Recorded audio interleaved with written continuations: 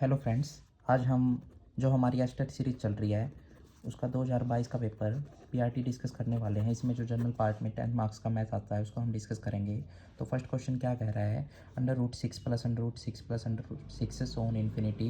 इस टाइप के क्वेश्चनों को हम कैसे सोल्व करते हैं। जो ये 6 है इसके हम ऐसे दो फैक्टर ढूंढते हैं जिनका डिफरेंस 1 आ रहा हो। जैसे इसके मैं कर सकता हूँ 2 और 3। तो ये दो ऐसे फैक्टर है जिनका डिफरेंस करूँगा मैं 1 आ रहा है। अगर ये क्वेश्चन प्लस में दिया हुआ है तो हमेशा बड़े वाला आंसर हो जाता है। जैसे यहाँ प्लस में दिया हुआ है तो आंसर क्या हो जाएगा, 3 हो जाएगा। जबकि यहाँ माइनस होता तो आंसर 2 होता। ऐसा क्वेश्चन हमारा इस टाइप से भी आ सकता है, 20 plus √20 plus √20 so on infinity. इस टाइप से भी हमारा क्वेश्चन आ सकता है। तो यहाँ भी इसको हम कैसे डील करेंगे, जैसे इसके टुकड़े ये 4 और 5 जिनका डिफरेंस 1 आ रहा है, फिर से क्वेश्चन प्लस में है तो यहाँ आंसर 5 हो जाएगा। अगर माइनस में होता तो 4 होता। तो ये रूट वाली टाइप हम ऐसे डिस्कस करते हैं। नेक्स्ट क्वेश्चन क्या कह रहा है, what will be the difference between CI and SI on a sum of ₹4,000 for 2 years at the rate of 5% per annum. वो कह रहा है कि हमें डिफरेंस बताना है SI और CI का 2 साल के लिए, जब प्रिंसिपल हमारा 4,000 दे रखा है और जो रेट है वो 5% दे रखी है।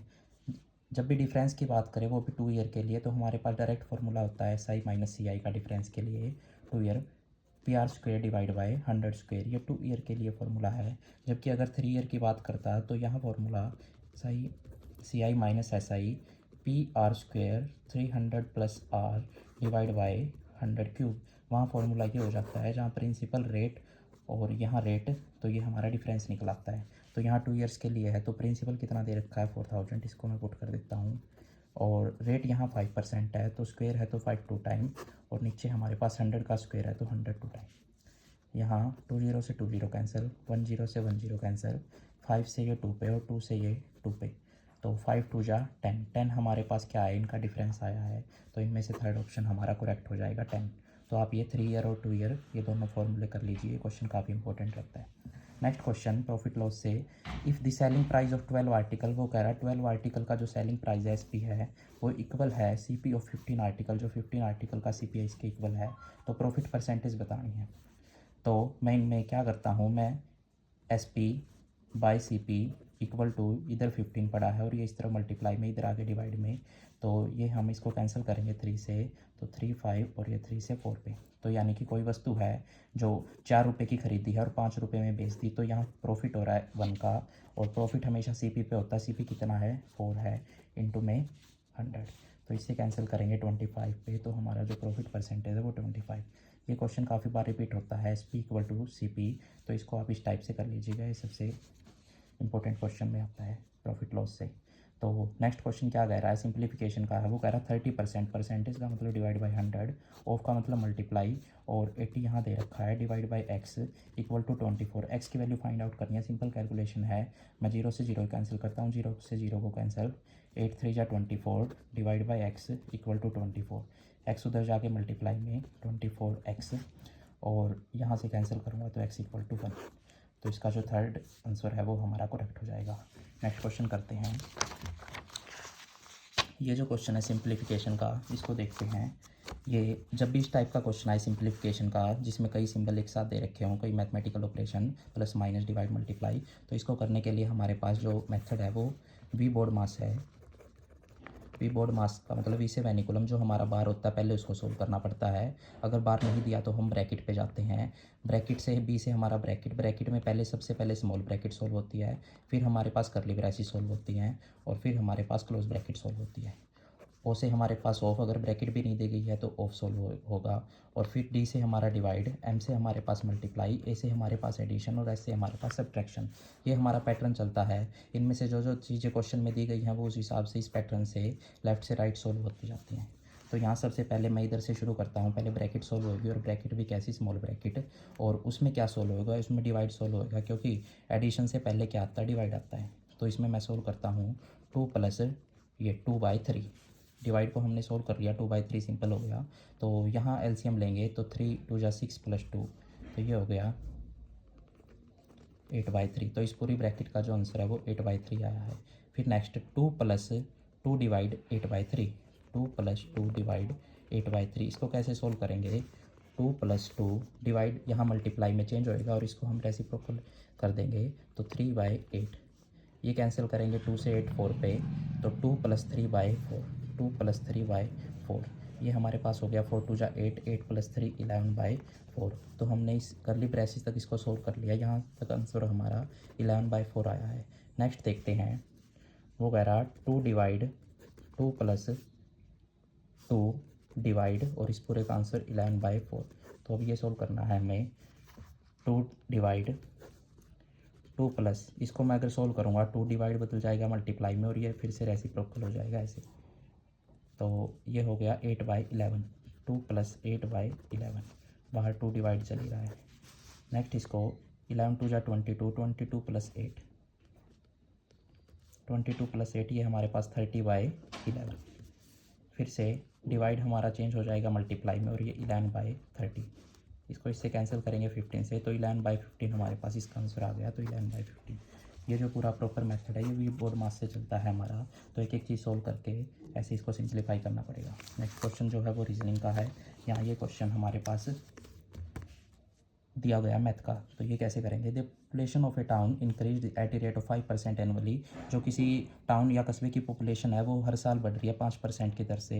इफ़ द प्रेजेंट पॉपुलेशन, अगर गांव की आज की संख्या है 4410, what was it 2 year ago, 2 साल पहले उसकी कितनी थी।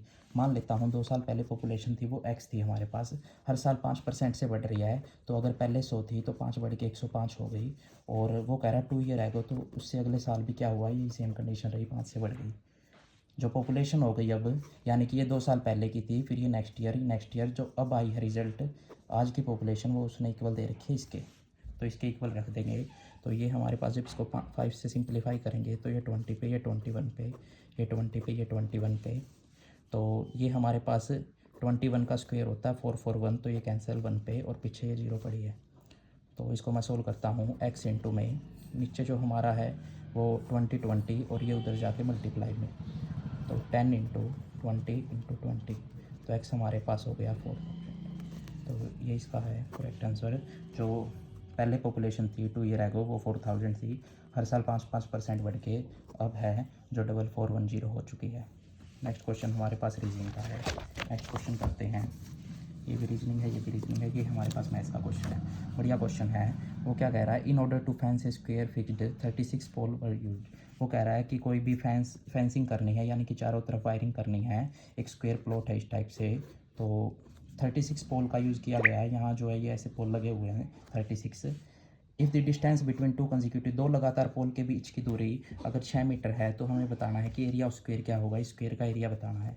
तो सबसे पहले हम 36 पोल को इधर एडजस्ट करते हैं। कैसे एडजस्ट करेंगे, सबसे पहले एक एक पोल मैं कॉर्नर पे एडजस्ट कर देता हूँ।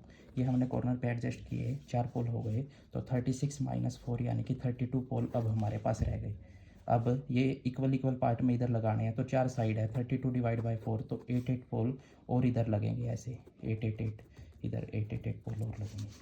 तो यानी कि अगर मैं इस साइड की बात करूं तो यहाँ 2 पोल तो ऐसे लगे हुए हैं, ये रहे 2 पोल, और जो बीच में है वो 8 पोल लगे हुए हैं, 1 2 3 4 5 6 7 8, ये 8 पोल लगे हुए हैं। अब वो कह रहा है 2 लगातार जो पोल है इनके बीच की दूरी अगर 6 है, ये भी 6 है, ये भी 6 है, ये भी 6 है, ये सेम 6 रही है सबके बीच की दूरी लगातार पोल की। तो वो है कि अब जो है इस का एरिया हमें फाइंड आउट करना है। तो एरिया कैसे आएगा, एरिया ऑफ स्क्वायर होता है साइड का स्क्वायर, तो साइड निकालनी पड़ेगी। साइड के लिए ये हिंट दे रखा है, तो ये हमारे पास 3 3 6 3 9 हो गए, 9 × 6 हमारे पास हो गया 54। तो ये एक साइड आ गई 54, तो सारी साइड 54 स्क्वायर की, तो 54 का स्क्वायर कर देंगे। 54 का स्क्वायर कैसे हो जाएगा, ये हमारे पास हो गया 4 का 16 25 और 4 29, 2916 हमारे पास इसका करेक्ट आंसर आ गया। नेक्स्ट क्वेश्चन करते हैं। वो कह रहा है 2n इसका रूट इक्वल टू 64।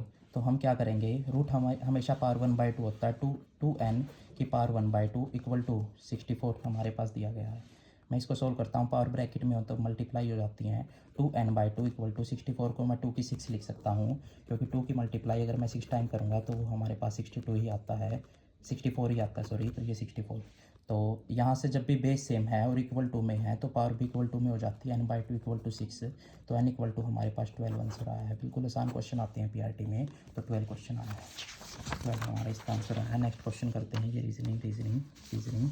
अब जो है ये 76 क्वेश्चन है हमारे पास, ये मैथ से है। वो कह रहा है m एक स्क्वायर नंबर है। स्क्वायर नंबर क्या होते हैं, जैसे 1, 4, 9, 16, जो किसी ना किसी नंबर के स्क्वायर बनते हैं। जैसे ये 4 का स्क्वायर है, ये 3 का स्क्वायर, ये 2 का स्क्वायर, 1 का स्क्वायर, ऐसे ही 25, 5 का स्क्वायर। ये एक स्क्वायर नंबर है। ये जो नंबर होते हैं ये स्क्वायर नंबर होते हैं। वो कह रहा है अगर m एक स्क्वायर नंबर है, इनमें से मान लो m कुछ भी है, 1 है, 4 है, तो इससे जो नेक्स्ट स्क्वायर नंबर आएगा इमीडिएट, यानी कि तुरंत जो नेक्स्ट आएगा वो कैसे आएगा, इनमें से किस तरीके से आएगा। वैसे तो ये डायरेक्ट रिजल्ट भी होता है, इसका ये आंसर आता है, लेकिन फिर भी हम प्रूफ कर लेते हैं। कैसे करेंगे, हम कोई भी इनमें से एक स्क्वायर नंबर ले लेंगे। सबसे आसान हमें 1 ही दिख रहा है, 1 को ले लेंगे और इनमें पुट करके देखेंगे कौन सा ऑप्शन, कौन सा आंसर हमारे पास 4 दे रहा है, वही इसका करेक्ट हो जाएगा, क्योंकि 1 से जस्ट इमीडिएट क्या आता है, 4 आता है। तो अगर मैं 1 + 4 करता हूँ तो ये 5 आ रहा है, 4 नहीं आ रहा, गलत है। ये करता हूँ मैं 1 + 2 √1 + 1, तो 1 + 2 √1 × 1 1 ही होता है, +1, तो 2 + 1 तो ये 3 और ये 4, तो 4 ही आ रहा है यहाँ से। और आप चेक करोगे तो किसी भी ऑप्शन में यहाँ 4 नज़र नहीं आएगा, तो ये डायरेक्ट रिजल्ट भी है और प्रूफ भी देख लिया हमने। आप लोग इसको कर सकते हो। नेक्स्ट क्वेश्चन जो है वो फैक्टराइजेशन से है। ये फैक्टर किसी भी इसके पॉलिनोमियल के कैसे होते हैं कि जो पॉलिनोमियल को पूरा पूरा डिवाइड कर देते हैं वही फैक्टर कहलाते हैं। ऐसे ही नंबर्स के फैक्टर भी होते हैं, जैसे 12 के फैक्टर हैं हमारे पास 4 और 3, ऐसे ही ये पॉलिनोमियल्स के फैक्टर होते हैं जो इसको पूरा डिवाइड कर देते हैं। तो इसके फैक्टर कैसे निकलते हैं, स्प्लिटिंग द मिडल टर्म वाला मेथड हम यूज़ करेंगे। वही सबसे आसान मेथड होता है इसके फैक्टर निकालने के लिए, 10th क्लास में भी आता है ये। तो सबसे पहले मैं हाईएस्ट पावर 2 लिखता हूँ, फिर मैं ये x की भी 1 पावर, और फिर ये कांस्टेंट को मैं पीछे लिख देता हूँ। ये प्लस में दिया हुआ है 6, तो इसको पीछे। तो बीच वाले के ऐसे टुकड़े तोड़ने हैं जिनकी जो मल्टीप्लाई है वो तो क्या है, जो इनकी मल्टीप्लाई आती है a और c की, यानी कि 6 और ये -12 आए, और जिनका जो सम है वो -1 आए।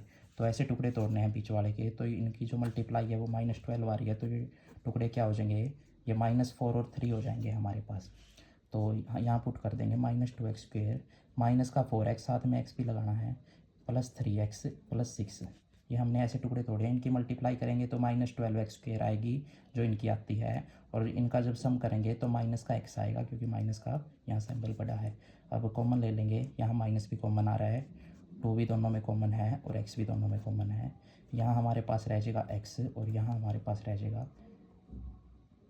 माइनस कॉमन लेके तो प्लस रह जाएगा और यहाँ रह जाएगा 2।